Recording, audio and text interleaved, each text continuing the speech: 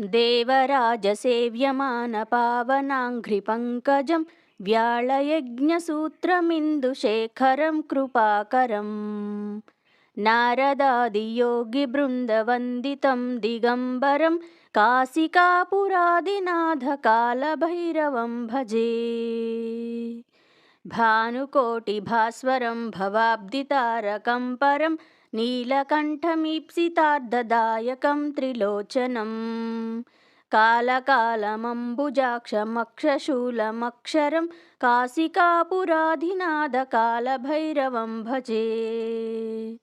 शूलटङ्कपाशदण्डपाणिमादिकारणं श्यामकायमादिदेवमक्षरं निरामयम् भीमविक्रमं प्रभुं विचित्रताण्डवप्रियं काशिकापुराधिनाथकालभैरवं भजे।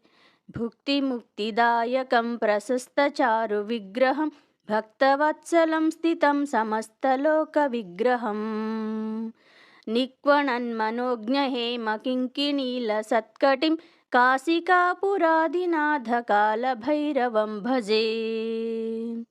धर्मसेतुपालकं त्वधर्ममार्गनाशकं कर्मपाशमोचकं सुशर्मदायकं विभुं स्वर्णवर्णकेशपाशक्षोभिताङ्गमण्डलं काशिकापुराधिनाथकालभैरवं भजे।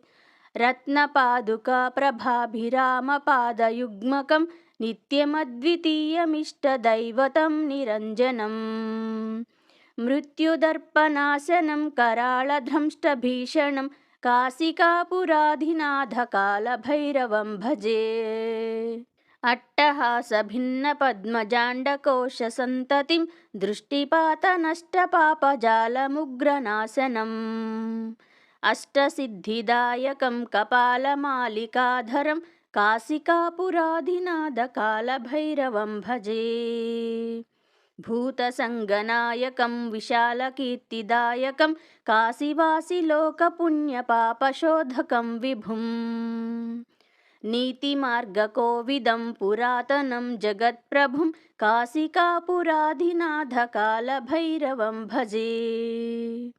कालभैरवाष्टकं पठन्ति ये मनोहरं ज्ञानमुक्तिसाधनं विचित्रपुण्यवर्धनम् शोकमोहदैन्यलोभकोपतापनाशनं ते प्रयान्ति कालभैरवाग्रिसन्निधिं ध्रुवम् ते प्रयान्ति कालभैरवाग्रिसन्निधिं ध्रुवम्।